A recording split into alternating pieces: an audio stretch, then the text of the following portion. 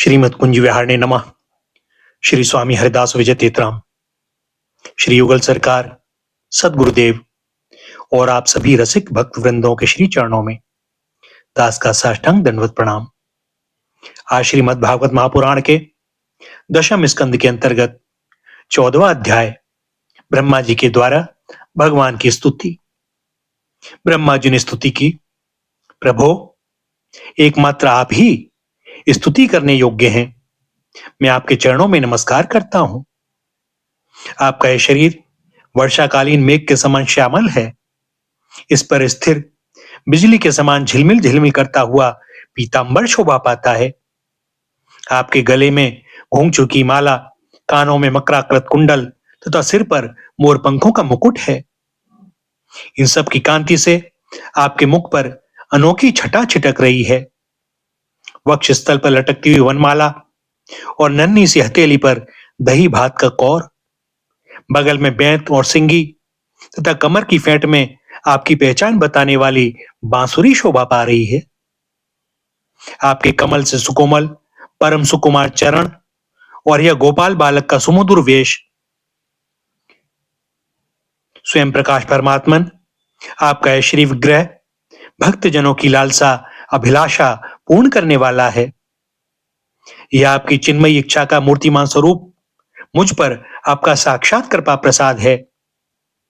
मुझे अनुग्रहित करने के लिए ही आपने इसे प्रकट किया है। कौन कहता है कि यह पंचभूतों की रचना है? प्रभो, यह तो अपराकृत शुद्ध सत्वमय है। मैं या कोई और समाधि लगाकर भी आपके सच्चिदानंद विग्रह की महिमा नहीं जान सकता। फिर आत्मानंदानुभव स्वरूप साक्षात आपकी ही महिमा को तो कोई एकाग्र मन से भी कैसे जान सकता है? प्रभु, जो लोग ज्ञान के लिए प्रयत्न न करके अपने स्थान में ही स्थित रहकर केवल सत्संग करते हैं और आपके प्रेमी संत पुरुषों के द्वारा गाई हुई आपकी लीला कथा का जो उन लोगों के पास रहने से अपने आप सुनने को मिलती है, शरीर, वाणी और मन से विनयावनत होकर सेवन करते हैं, यहां तक कि उसे ही अपना जीवन बना लेते हैं, उसके बिना जी ही नहीं सकते। प्रभो, यद्यपि आप पर त्रिलोकी में कोई कभी विजय नहीं प्राप्त कर सकता, फिर भी वे आप पर विजय प्राप्त कर लेते हैं। आप उनके प्रेम के अधीन हो जाते हैं। भगवान, आपकी भक्ति सब प्रकार के कल्याण का मूल स्रोत उद्गम है। जो लोग उसे छोड़कर केवल ज्ञान की प्राप्ति के लिए श्रम उठाते और दुख भोगते हैं, उनको बस कलेश ही कलेश हाथ लगता है और कुछ नहीं। जैसे थोती भूसी कूटने वाले को केवल श्रम ही मिलता है, चावल नहीं। हे अच्युत, हे अनंत, इस लोक में पहले भी बहुत से योगी हो गए हैं। जब उन्हें योगादि के द्वारा आपकी प्राप्ति ना हुई, तब उन्होंने अपने लौकिक और वैदिक समस्त कर्म आपके श्री चरणों में समर्पित कर दिए। उन समर्पित कर्मों से तथा आपकी लीला कथा से उन्हें आपकी भक्ति प्राप्त हुई। उस भक्ति से ही आपके स्वरूप का ज्ञान प्राप्त करके उन्होंने बड़ी सुगमता से आपके परम पद की प्राप्ति कर ली। हे अनंत, आपके सगुण निर्गुण दोनों स्वरूपों का ज्ञान कठिन होने पर भी निर्गुण स्वरूप की महिमा इंद्रियों का प्रत्याहार करके शुद्धांतकरण से जानी जा सकती है। विशेष आकार के परित्याग पूर्वक आत्माकार अंतकरण का साक्षात्कार किया जाए। यह आत्माकारता घटपटादि रूप के समान ज्ञेय नहीं है, प्रत्युत आवरण का भंग मात्र है। यह साक्षात्कार यह ब्रह्म है, मैं ब्रह्म को जानता हूं, इस प्रकार नहीं, किंतु स्वयं प्रकाश रूप से ही होता है। परंतु भगवान, जिन समर्थ पुरुषों ने अनेक जन्मों तक परिश्रम करके पृथ्वी का एक एक परमाणु, आकाश के हिमकण तथा उसमें चमकने वाले नक्षत्र एवं तारों तक को गिन डाला है, उनमें भी भला ऐसा कौन हो सकता है जो आपके सगुण स्वरूप के अनंत गुणों को गिन सके? प्रभो, आप केवल संसार के कल्याण के लिए ही अवतीर्ण हुए हैं, सो भगवान, आपकी महिमा का ज्ञान तो बड़ा ही कठिन है। इसलिए जो पुरुष क्षण क्षण पर बड़ी उत्सुकता से आपकी कृपा का ही भली भांति अनुभव करता रहता है और प्रारब्ध के अनुसार जो कुछ सुख या दुख प्राप्त होता है उसे निर्विकार मन से भोग लेता है, एवं जो प्रेम पूर्ण हृदय, गदगद वाणी और पुलकुत शरीर से अपने को आपके चरणों में समर्पित करता रहता है, इस प्रकार जीवन व्यतीत करने वाला पुरुष ठीक वैसे ही आपके परम पद का अधिकारी हो जाता है जैसे अपने पिता की संपत्ति का पुत्र। प्रभु, मेरी कुटिलता तो देखिए।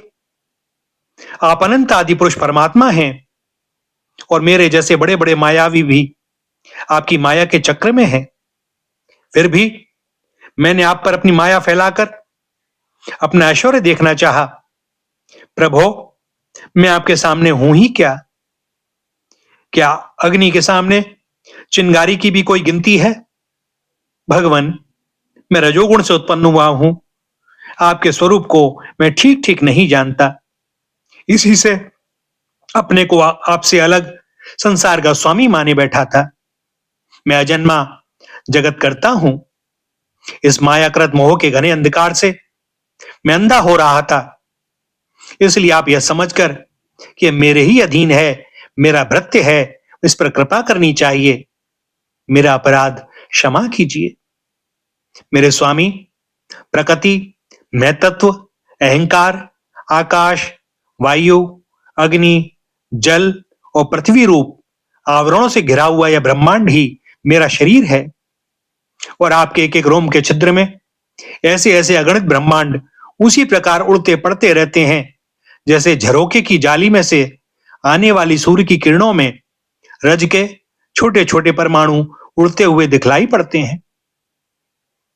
कहां अपने परिमाण से 3.5 हाथ के शरीर वाला अत्यंत क्षुद्र में और कहां आपकी अनंत महिमा। वृत्तियों की पकड़ में न आने वाले परमात्मन, जब बच्चा माता के पेट में रहता है तब अज्ञानवश अपने हाथ पैर पीटता है, परंतु क्या माता उसे अपराध समझती है या उसके लिए वह कोई अपराध होता है? और नहीं है। इन शब्दों से कही जाने वाली कोई भी वस्तु ऐसी है क्या जो आपकी कोख के भीतर ना हो?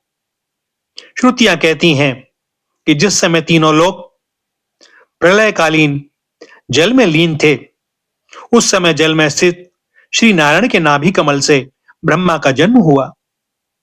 उनका यह कहना किसी प्रकार असत्य नहीं हो सकता। तब आप ही बतलाइए प्रभो, क्या मैं आपका पुत्र नहीं हूं? प्रभो, आप समस्त जीवों के आत्मा हैं, इसलिए आप नारायण हैं। आप समस्त जगत के और जीवों के अधीश्वर हैं, इसलिए आप नारायण हैं। आप समस्त लोगों के साक्षी हैं, इसलिए भी नारायण हैं। नर से उत्पन्न होने वाले, जल में निवास करने के कारण जिन्हें नारायण कहा जाता है, वे भी आपके एक अंश ही हैं। वंश रूप से दिखना भी सत्य नहीं है, आपकी माया ही है। भगवान, यदि आपका वह विराट स्वरूप सचमुच उस समय जल में ही था, तो मैंने उसी समय उसे क्यों नहीं देखा, जबकि मैं कमल नाल के मार्ग से उसे 100 वर्ष तक जल में ढूंढता रहा। फिर मैंने जब तपस्या की, तब उसी समय मेरे हृदय में उसका दर्शन कैसे हो गया, और फिर कुछ ही क्षणों में वह पुनः क्यों नहीं दिखा, अंतर्ध्यान क्यों हो गया। माया का नाश करने वाले प्रभु, दूर की बात कौन करे, अभी इसी अवतार में आपने इस बाहर दिखने वाले जगत को अपने पेट में ही दिखला दिया, जिसे देखकर माता यशोदा चकित हो गई थी। इससे यही तो सिद्ध होता है कि यह संपूर्ण विश्व केवल आपकी माया ही माया है। जहां आपके सहित यह संपूर्ण विश्व जैसा बाहर दिखता है, वैसा ही आपके उदर में भी दिखा। तब क्या यह सब आपकी माया के बिना ही आप में प्रतीत हुआ? अवश्य ही आपकी लीला है।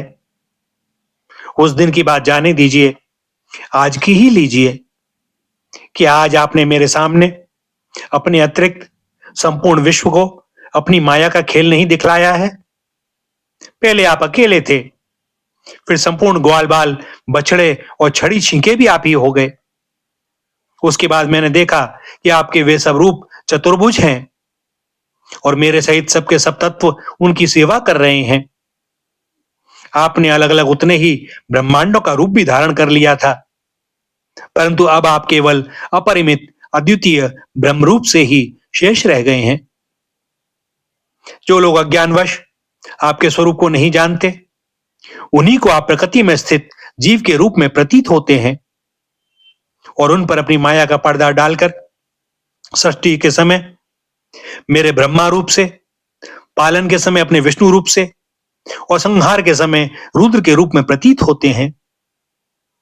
प्रभो, आप सारे जगत के स्वामी और विधाता हैं।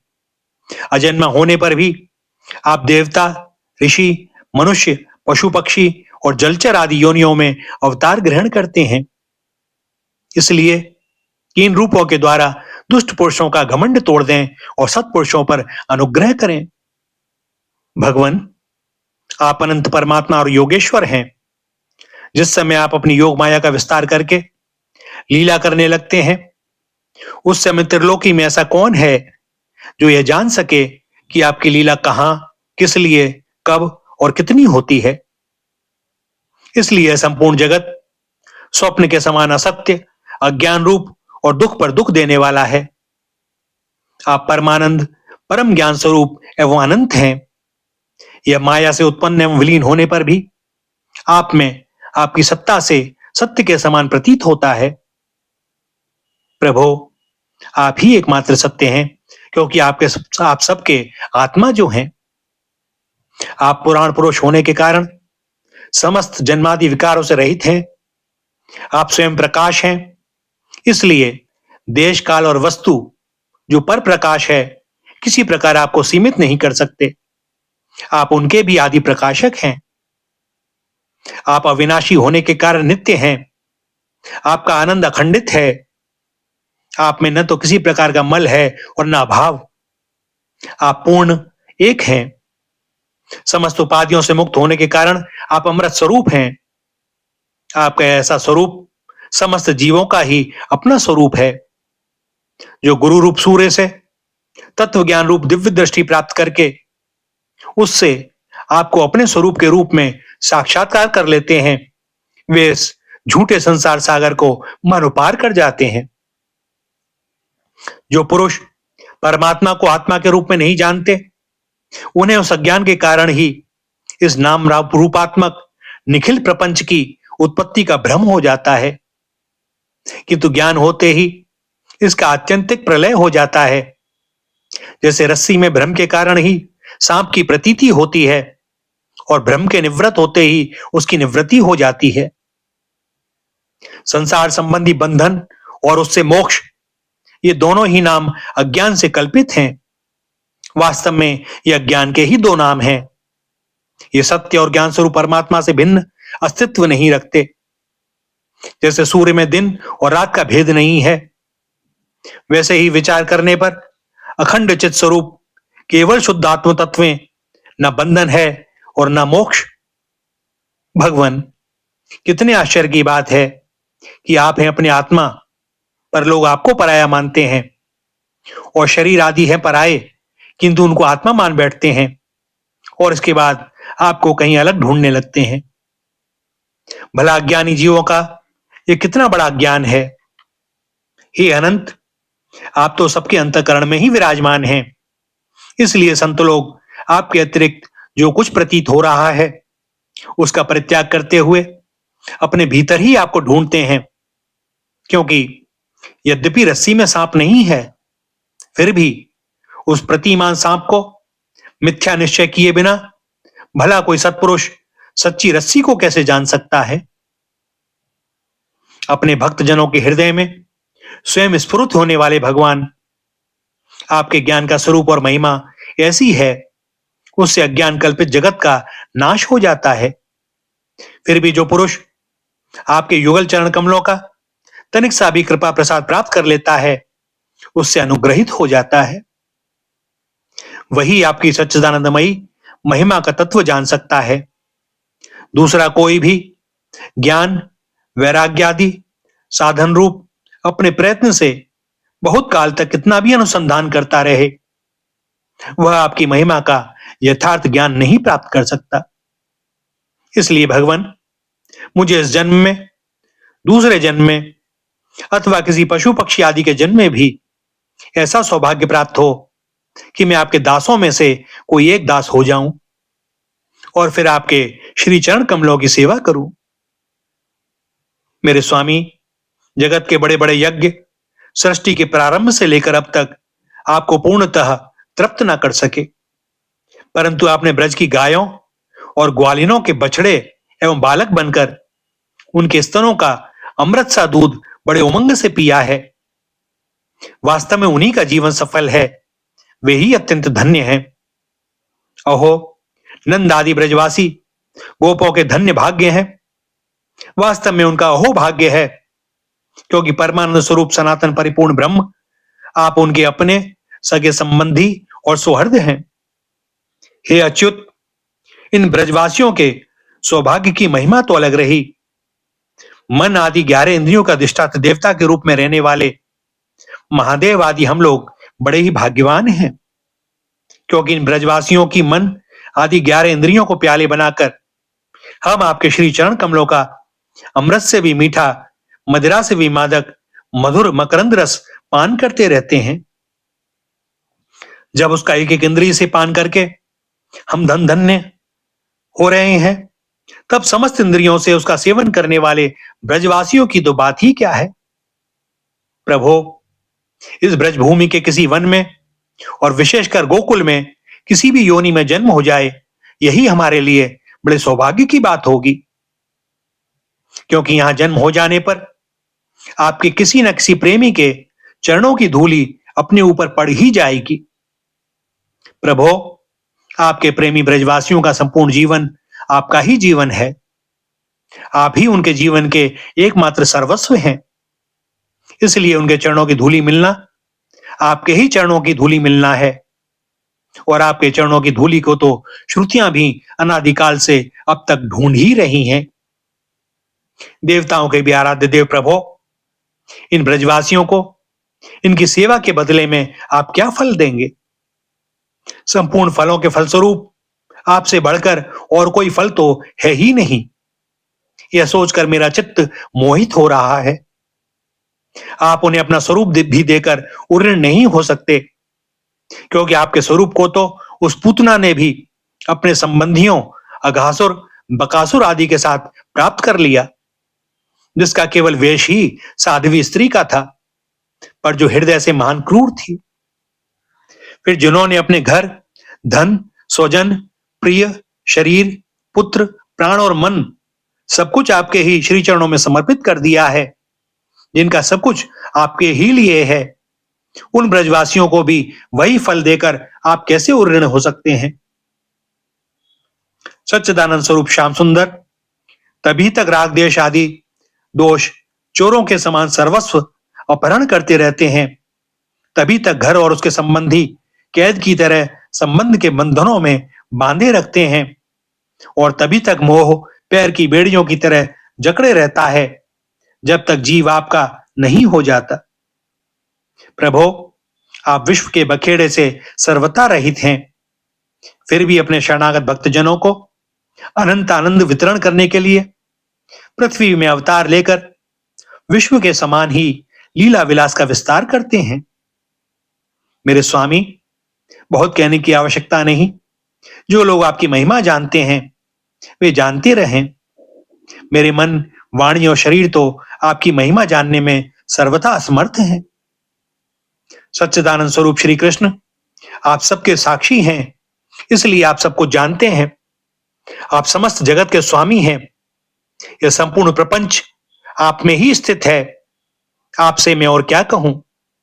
अब आप मुझे स्वीकार कीजिए, मुझे अपने लोक में जाने की आज्ञा दीजिए।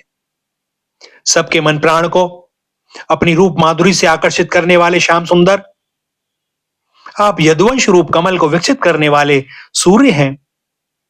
प्रभो, पृथ्वी, देवता, ब्राह्मण और पशु रूप समुद्र की अभिवृद्धि करने वाले चंद्रमा भी आप ही हैं।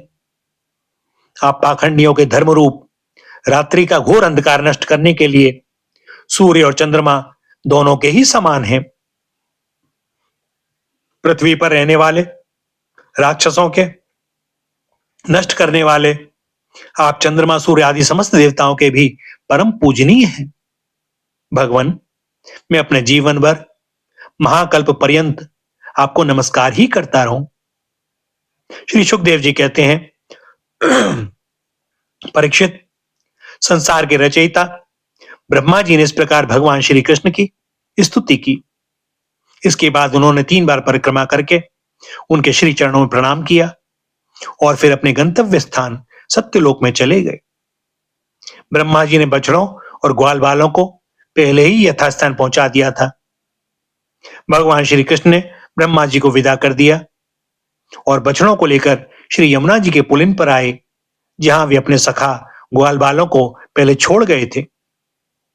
परीक्षित, अपने जीवन सर्वस्व प्राण बल्लभ श्री कृष्ण के वियोग में यद्यपि 1 वर्ष बीत गया था, तथापि उन ग्वाल बालों को वह समय आधे क्षण के समान जान पड़ा। क्यों ना हो, वे भगवान की विश्व मोहिनी योग माया से मोहित जो हो गए थे।